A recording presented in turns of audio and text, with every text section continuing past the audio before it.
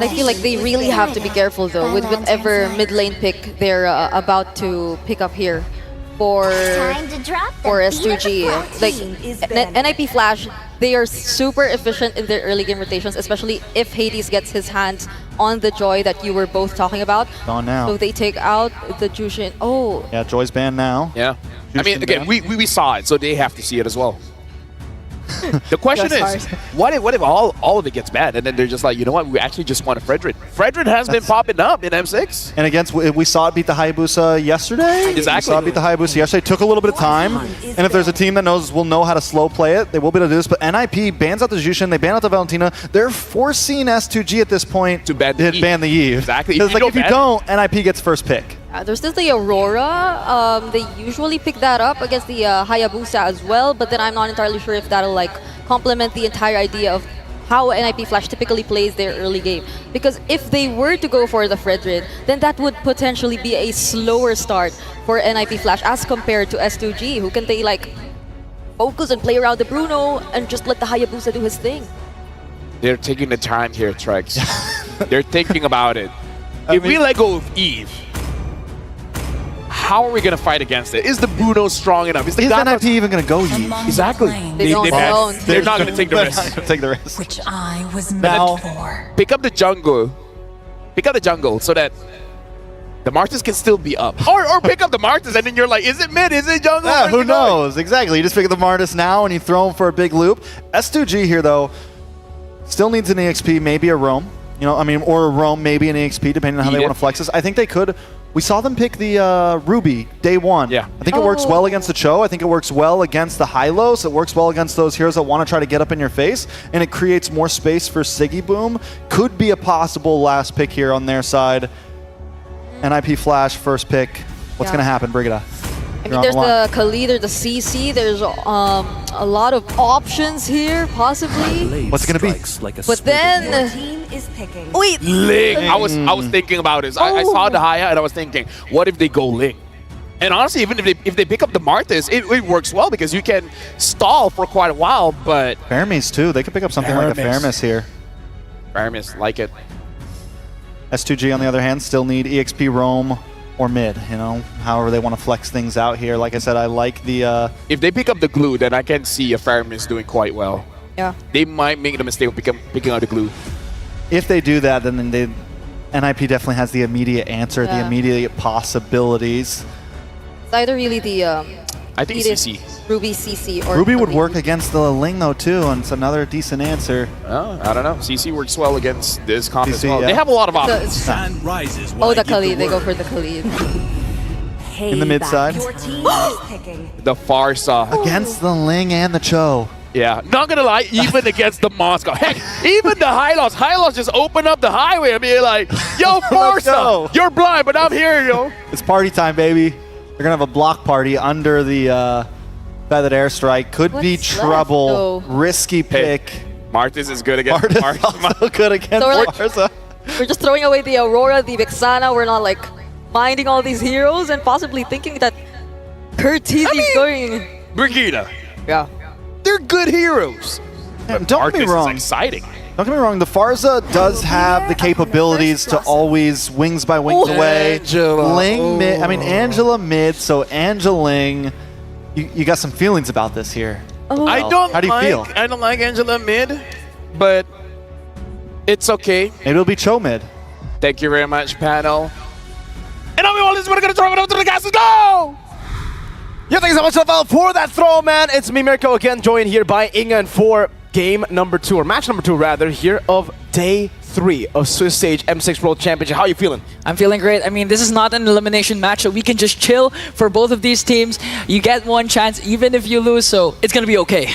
Yeah, this is a 1-1 bracket if you guys are trying to, understand the bracket right now still for the Swiss Stage. I know it gets confusing, but NIP Flash yesterday, they were able to upset again, getting a win against Aurora. S2G were brought down to the 1-1 bracket here, and now we see them collide once again. It is a Farsa against a Ling, not just any Ling, it's Hades, and it's an Angeling. Ladies and gentlemen, let's get ready to jump into the Land of Dawn for match number 2. Here we go, S2G versus NIP Flash. You know, if the Ling doesn't have a good start, NIP Flash is going to have a hard time. They're going to have to rely on the Angeline combination to get them through the late game. And at the same time, they have a Moskov that's also a late game. So NIP Flash needs to play this safe and at the same time, aggressive enough to stop S2G Esports from reaching their early game power spike. Yeah, I'm actually quite, versed in the Angeline combination. We've seen this a lot in MPL Indonesia. And you guys probably seen the M6 pass around everywhere, wherever you go. And you guys can go and get it right now. The M6 pass is now available, up for grabs for you guys to get. You can actually achieve the level 75, that's a prime skin, with all the other Baksha skins and the avatar border, all for free. So go get yours today. A lot of skins, a lot of giveaways. Thank you so much, Ramunton. Thank you so much, M6 World Championship. And thank you for this amazing game. Again, NIP Flash, they have the Cho. So in terms of providing a lot of vision for the Link to actually rotate to wherever he wants to go, it's going to be vital for JPL to provide this information. It's all about that mid-prio. It's all about canceling the feathered airstrike. And I think, Lofel Trex, Brigitte already brought it up earlier in the panel. There's a Ling, but you don't technically need the Ling to be the one to go on the far side. You have a horse to pop in the Glorious Pathway. You have Cho. And at the end of it all, maybe an SOD too. It's Master Assassin for both the Marksman and the Gold Lane. This is also the comfort pick of Vanix. We have seen, though, however, that Bruno does indeed win you games. So S2G, even though they went for, a gamble with the Farsa, and the Bruno is a good safety net that they can rely on here as they get mid-prio to set up for the first neutral objective of the game. Turtle number 1, purple buff, still not taken by Hades. Hey, S2G Esports starting things off by having control on this turtle pit, but Diablo and JPL is just waiting for Hades to come in the picture. Here comes Hades, just waiting for the hard guard as well. They're just trying to zone him out. Raging Sandstorm coming in from Lunar, and Hades will secure the turtle. Now it's going to be a attempt of the Blades. Pagu knocked up. More Defiant Blades on. Pagu with Revitalize, trying to sustain over, but it'll still be first blood over to Hades. Strong start for NIP Flash. I mean, JPL and Diablo just really doing their job, but Lunar gets kicked into that feathered airstrike though. Okay, here comes a Wiki Shadow Kill, might be able to bring down Diablo, and Diablo is gonna fall down. Hey, 1-for-1, S2G make it back to equal on the board. Hades with a kill, Kazue with a kill. Though, Hades did not get the purple buff earlier, right? I mean, so now he's gonna have a very long purple buff, technically. He went for the turtle fight. It was purely just Diablo and JPL creating space for him. So even without purple buff, he was all good there. Now, does it look like S2G are trying to go for the orange buff, trying to take what NIP Flash took away from them. Right now, just JPL just trying to zone out 3 members, making sure for NIP Flash to get the secure. Okay, Kazue will get the kill onto JPL. That was a lot of resources expended, but well worth it for S2G to take down JPL. Yep, it's going to be another slow game here, I would say, for both these teams. They both should be waiting for the next neutral objective. It'll be a lot of cuts. Do want to talk a bit about this matchup, though. Vanix, the old reliable, and MPL SG versus the sharpshooting Sigit Boom, Diablo. At this point, they're just really trying to go for any of the members that they can see from NIP Flash. They're not afraid to burst down and use up a lot of skills and make sure to send a message to NIP Flash that we won't get bullied at any point of the game. Vanix is going to be sent into the mid lane as well to catch some more waves, to get to that item power spike quicker. If we take a look at the items, Vanix, not yet with the corrosion side just yet. The Haas Claw is also still being worked on by Sikibu, but Kazue has finished the 100 strike. So that's an item advantage over Hades, who has yet to finish the Berserker's Fury. And turtle number 2 is coming. Despite NIP Flash getting turtle number 1, doesn't seem like they are on that gold lead. They don't have that grasp on the gold lead just yet. S2G looking like they're gonna set up for a big fight mid-prio towards Begin and Lunar. Yeah, and that's the thing. I think NIP Flash, is this really the best composition for you, considering that Curtizi is one of the highly mechanical mid laners all throughout this this tournament, and you're just giving him an Angela. So is that really the best lineup for NIP Flash they have to offer up against S2G Esports? It's a give and take, right? Oh, Tempest of Blades? Okay, Hades will just use it to get away from the shadow kill. But back to the point, man. I feel like, yeah, it's a gamble you're playing. You're putting Curtizi, a very mechanical sound player, on an Angela, but it also enhances Hades, who's ridiculous too on those mechanics. This team was once called Hades. Yeah. Hades, you know, we're not going to say it here, but, you know, NIP Flash. Yeah. Turtle number 2. It does seem like for both of the teams, they both have assassins. They do not want to contest for the neutral objectives. They'd rather just farm up and wait for those power spikes to hit, and then they might go and fight. This might be like a 1 turtle game, 2 turtle game. Yeah, it's going to be a stalemate. Right now, NIP Flash also considered as the Singapore All-Star team. Oh, yeah. And we can expect that because, again, we have to wait for Kazue to scale up, for Hades to scale up, and specifically for NIP Flash, they're really banking on that Angeline combination. And if it fails, if Hades gets picked off and delays his power spike, it's going to be detrimental for their team. Oh, gank up top. Oh, Sige Boom! The Turkish Triggerman will fall down in hands of 2 members of NIP Flash. Now S2G wants to go for the trade, trying to take down the turtle! Oh, bursting it down. Kazue gets the retreat down. Diablo with a stun. Mid lane, Raging Sandstorm. And it's gonna connect, but JBL catches it mid-air with the Way of the Dragon. Hades goes in with the Templars of Blades to bring down Lunar as well. And NIP Flash, we thought it was gonna be a stalemate, but right now they're going for the clashes, brawling in the mid lane. Woo. Just like that, it's another trade on. S2G were the ones to get 2 kills for 1 turtle for NIP Flash. And now it's the opposite. Now it's NIP Flash who are going for the kills. S2G securing the turtle. And Sigiboom just barely surviving, or helping that turret to survive. Curtizi, what happened in the mid lane? A feathered airstrike took him real low. And the kill onto Sigiboom onto the top lane, it really worked wonders for Vanix. Gave him a lot of space to work with, but JPL saw 5 members of S2G Esports just instantly got deleted in the map. Quick moves by S2G around the map. These rotations have really helped them get kills, pickoffs around the map, but you can see Hades doing the same thing in the bottom lane as devilish as ever with the trades. Oh, almost got caught there with the Wiki Shadow kill plus the feathered airstrike. And now they're going to just turn Ciceron onto the top lane. AOG going to be committed onto Vanix, but manages to evade that. 3 heroes of S2G, but goes in with a Spear of Destruction, wants to go 1v1 with Siggy Bomb. Here comes the Hard Guard. Okay, the clash. Oh, look at Hades. Onto the back line. Templars of Blades. Coming down already. JPL with the G-Kundo. The turret taken down. NIP Flash using the Hard Guard. SOD now. Hades walking in again onto Siggy Boom. Just a bit of damage. A Feather Airstrike will shoot them away. But they use that aggression to just get the turret. And this is the clear advantage of NIP Flash. Even if they're outnumbered at any given moment, Curtizi is ready to cast his Heart Guard, whether onto Vanix, whether onto Hades, and at the same time, they're really utilizing the capabilities of their lineup. They have a Ling and a Moskov that's good when it comes to macro gameplay. So even if clashes aren't going on, they could just play the long game and just go for the split pushes, catch S2G Esports off guard, and right now, Raging Sandstorm is going to connect, plus the Feathered Airstrike going in, ganking up onto Diablo, but he casts his Revitalizing Glorious Pathway on time. He stays alive! And Hades comes in now, goes in for an assassination. Tempest ablaze into the back, Sigiboom. So has to purify in time. Pagu thrown at a spear from Vanix, and it will be a 2-for-1. NIP Flash with the dub in the trade as Hades goes for the purple buff. Just look at Kazue, looking for an angle to probably try to go for the pickoff, but he won't be able to look for it. And that's a good pickoff, especially considering that the first Lord has spawned, so NIP Flash can just focus on clearing out the minions, gonna get a lot of minion waves pushed so they can position better in this Lord pit.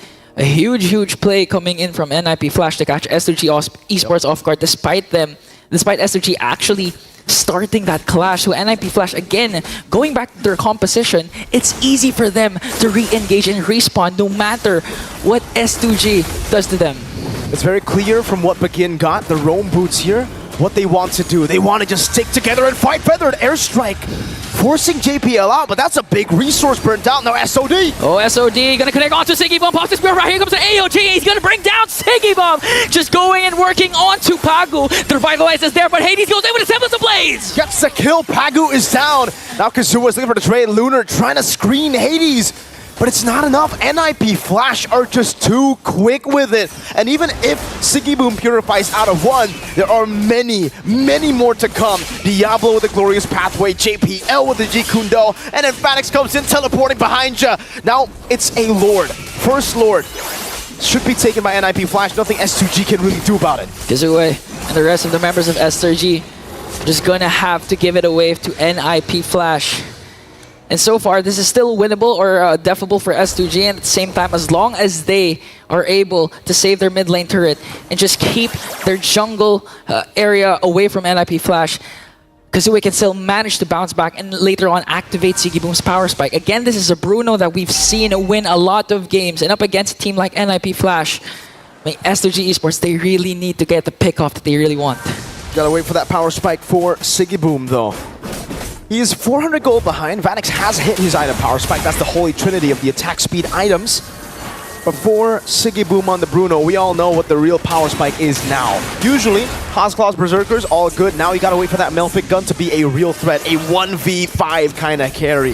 So S2G, he can still bank on that. Begin already got the Wishing Lantern too, so he should be able to provide some good poke over to Vanix. Vanix has just been so elusive in these skirmishes, man. Waiting on the SOD, getting so much room from Diablo and JPL too. So he hasn't been poked at all by the Feathered Airstrikes. S2G just gonna make quick work of this Lord down bottom. Holy Shields are still intact.